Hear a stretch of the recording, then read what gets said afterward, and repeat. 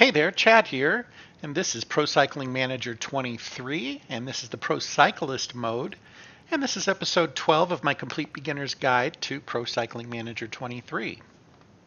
First up in this episode is my participation in the Herning Classic in Denmark. Now, I don't tend to do well in the classics, and my cobblestone rating is extremely low. So I didn't really expect to do well in this ride, and I decided to do what the team asked of me and perform the team orders, which was basically to lead the pack for a certain amount of time, I think 30 kilometers. And I went ahead and did that. If you look at my effort cursor here, there's times when I'm going as high as 85 effort with trying to be in part of the relay, and I'm just really not keeping up. Usually 78 to 80 and you're leading it. But here I'm at 82 in places, and I'm second or third wheel, just not making a difference at all and not really impacting the breakaway. Was trying to manage my energy well enough that when I got to the end of the race, that last batch of cobblestones wouldn't kill me, but honestly, by the time we got there, I was already completely drained. I finished the race using my gel, but I'm not sure it really did anything. It was a 73rd place finish. Not good for my first classic, although in my first season, I'm gonna take it. The quality of the riders around me, tremendous. So no complaints there.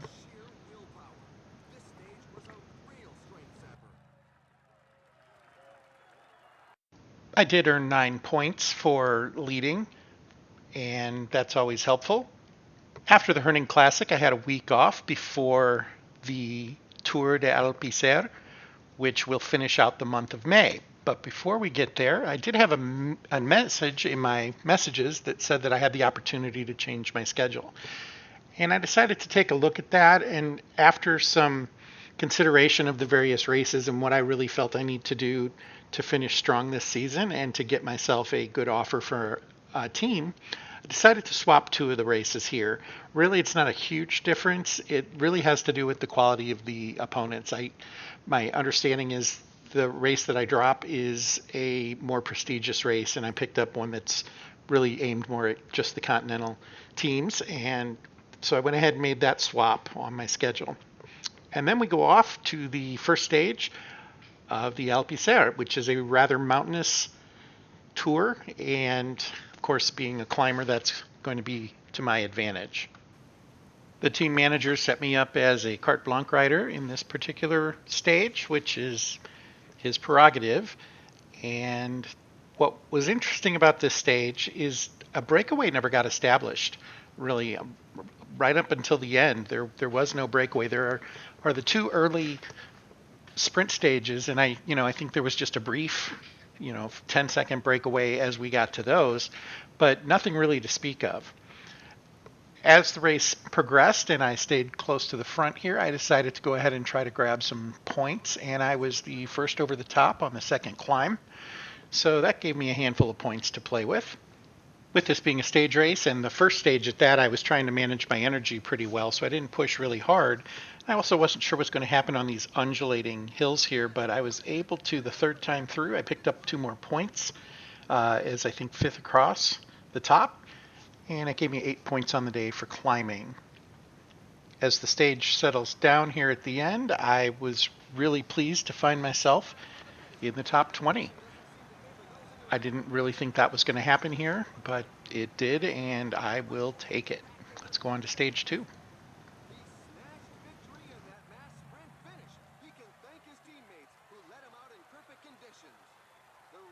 In this stage, the team director decided to make me the team leader. That gives me control over my teammates, and that's going to be really helpful in this stage. I decided to go back to doing what I tend to do best in these races, and that is setting up a sprint train. It's not really meant for a sprint in this case. Really, it's meant to protect my strongest rider as we move, and it's also to kind of make sure that he's protected to some extent and that I have my group together so that I'm not, accidentally forgetting I left somebody off the back and them disappearing. So I decided to set up a 4-man train. in this case, and I basically looked at their stats and tried to take the best climbers. There are two major climbs in this stage, and I wanted to be relatively well prepared for those. And as we approach the top of the first climb, I find myself leading the peloton and in fourth place. So I'm fourth over the top there and pick up a couple of points. Then we have the long downhill here to recover some energy, and then up the second climb, not quite as big as the first. And on that one, I end up fifth over the top. As you can see, Solva, who's out there to protect me from the wind, got a little bit in front of me and took a couple of points. Overall, it was a pretty good ride on this stage. My only real complaint is I used my gel a little too late, and I finished the race with just a little bit more energy than I would have liked. I could have probably started my sprint 2 to 3 tenths of a kilometer earlier, maybe made up a position or two, but I do end up in the top 20 once again with a 19th place finish.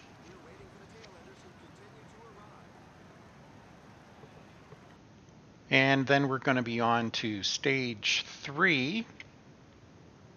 As you can see, stage 3 has a pretty wicked climb there close to the end with 2 category 1 climbs, and I was hoping I might get a few points there.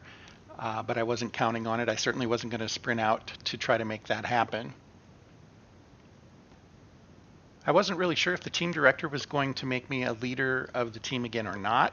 I wasn't sure what to expect going into the race. In the past, good performance hasn't necessarily been rewarded with that, but in this case, I was put in charge of the team again. So I once again built a 4-man sprint train, and I used that. I used Ruda to push the tempo, and he stayed out front on the first half of the climb there, and really helped to keep us in good shape overall. Didn't have to do a lot of swapping of the riders. I did shuffle them a couple of times to kind of help maintain some energy amongst the first 2 lead out riders, but other than that, I didn't do a whole lot of swapping.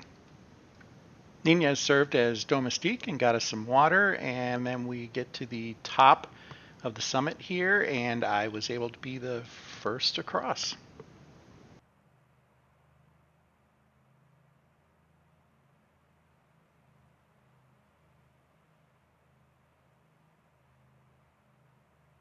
Close to the top there, I had Gircia take over the lead, and after we crossed the summit, I had him jump back out front, and that went really well for a while. And then all of a sudden, this happened. For some reason, he just stopped dead. I really don't know why. I paused the game there. I tried to take a look and see why he had stopped, but it wasn't clear. And watching the replay on my own, it still isn't clear. Of course, I edited the part out where I was trying to figure out what happened, so it looks more like continuous motion there when he stopped dead. What I did was I put myself in effort cursor at 85 and just pulled away and then reorganized. That could have been devastating. I have had that happen before where I didn't catch it right away, and all of a sudden you're 2 or 3 groups off the back. And as we get to this last climb up to the finish line, things get really interesting. I took a hard look at my rider, and his gel was just starting to kick in, and I had a lot of energy, so I went ahead and decided to push a little bit. And completely surprising me, I broke away. I actually built up about a 30-second lead on the peloton. And I thought they were just going to roll right over me. There's 4K left. And after another K, they're not rolling right over me. They are catching me, but I'm not pushing extremely hard. I'm at 85. I bump it up to 90. And I kind of can't believe that I'm holding my own. I'm floating right there at 15 seconds. And we're down to 1.3, and I decide to sprint. I wasn't sure that I was going to be able to hold them off, but I did, and I get my first stage win right there.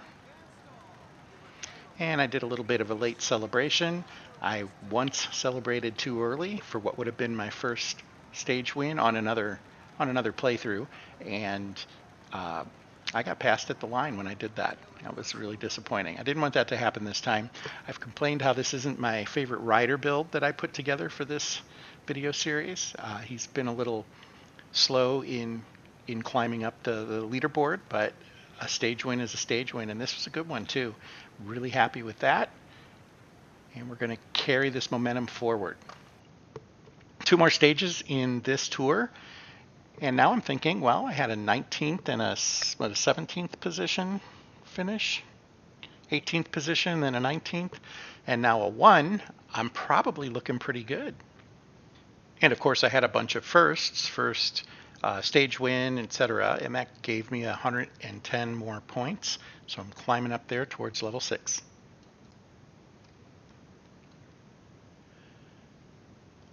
I approached stage 4 from a standpoint of just trying to hold on to what I had. Wanted to try to make sure that I could stay in the top 10 if possible. And it was kind of a rough looking course there. I wasn't really sure how I wanted to attack it, so I decided to kind of play on the defensive on this one. There was nothing really extraordinary about this particular stage. I thought I'd try to grab a couple of mountain points, but as you can see, the King of the Mountains went zipping past and picked up the last couple of points that were available, or at least available on that climb. And with just 3K left to go, I am sitting here at the front. I've got a lot of energy, but I just couldn't quite sprint it out to keep up with these guys, and I end up with a solid 11 on the finish. The cool thing about that 11 finish, though, is that it tossed me all the way up to 3rd overall in the GC. So I was pretty happy with that. In fact, I was downright elated over that because I thought that was the last stage of the tour, and I was incorrect. So I thought I had finished 3rd in the tour, and I popped out of here, and no points came up from the team, and I thought that was a little bizarre. It turned out there was another stage to run, so let's go ahead and jump ahead to that. A real quick look at the stage. You can see there's a few climbs in this one, and I thought I might be pretty well positioned because I was still in very good shape there. And the media picked me as one of the possible favorites for the race, so I liked that. I'd set up a 5-man sprint train for this stage, and everything was going pretty well. We managed not to crash on that major downhill there despite the rain, and feeling pretty good. Everything's looking a-okay. We are chasing down a 9-person breakaway, but only 3 minutes on us, so not a whole lot going on there, and everything is looking fine and dandy. And then a little while later, I hit a problem. And if you look at the bars of the riders in the train right now, you'll notice a problem that I didn't see. And that is that Gircia, even though we're really not putting out a lot of effort, he's just falling off. And I missed that. And what that's going to lead to is he's going to bonk, and I'm behind him, right? And he's going to get dropped. And so because we're behind him, we get dropped as well. I didn't see it coming because Ruta had been leading the whole way. I really don't know what happened with Gircia. It just wasn't his day. He is at a -3, I guess. That's a factor for sure. But yeah, he bonked, and we dropped 2 sections back, and that was kind of the end of it for me. Wasn't really able to make that up. We'd make a pretty good effort. I think I'm going to go ahead and let this play out here. We'll watch the end of the race, but we are able to come back a little bit, but I burned every last ounce of energy I had just trying to get back to the peloton, which did not happen, unfortunately. Here I am in the A4 group off the back, and I'm about to bonk. I just don't have the ability to push any further, and I don't know how many are in front of me. But it turns out once I catch this group, there really weren't a whole lot more. I finished with a 13th place finish. So I was kind of okay with that. Here I still have a little bit of energy. I'm able to push it. I'm at 82, kind of holding out, hoping for the best, knowing it's not going to happen. And then once I bonk here, I went ahead and bumped it up to 99 and just let it rip.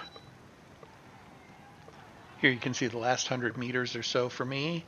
And I didn't quite hold off the other 3 riders squeezed ahead of me there that had been riding with me. So that was disappointing. I dropped 7 places from 3rd to 10th. If I had been able to hold on to that front pack, I probably would have finished in third for the tour, and that would have been great. I'll take the 10 though. That's just fine. And I did earn a few more points towards level 6. I was happy with that. And we're at month end here, so in the next video I'm going to go ahead and move forward and we'll hit the month end and collect on those points, see where we can best add them to improve this writer. Also, I'll get to take a look at how his result here has impacted the teams that are kind of looking at him. The stage win was impactful, but not as much as I would have thought, but I'd like to see if it adjusts at the end of the month. So that's going to do it this time. Thank you for your time, and until next, fair travels.